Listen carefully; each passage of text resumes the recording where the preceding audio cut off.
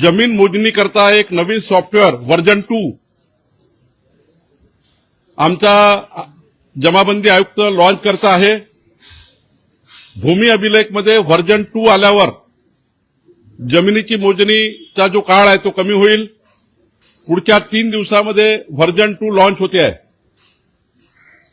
3 दिवस थोडा तुम्हाला भूमी अभिलेखचे वेबसाईट त्या ठिकाणी डाऊन दिसतील, कारण व्हर्जन 2 चं अपलोड सुरू झालेलं आहे। ते iCloudवर जोडला गेलेला आहे।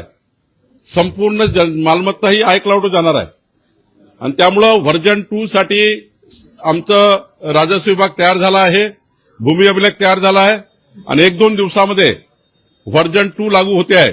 सोबतच आता मालमत्ता मोजणी करताना पोट हिस्से आहे। एका सर्वे नंबरमध्ये 4-5 भाऊ आहे।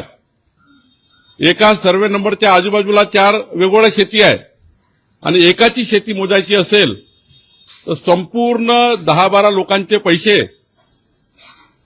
त्या एका व्यक्तीकडनं घ्यायचे। त्यामुळं एक मोठा भार जमीन मोजणीवर कास्तकारावर पडायचा, शेतकऱ्यावर पडायचा। आता सरकारने 200 रुपये केले आहे, पोट हिस्सा मोजणी 200 रुपये।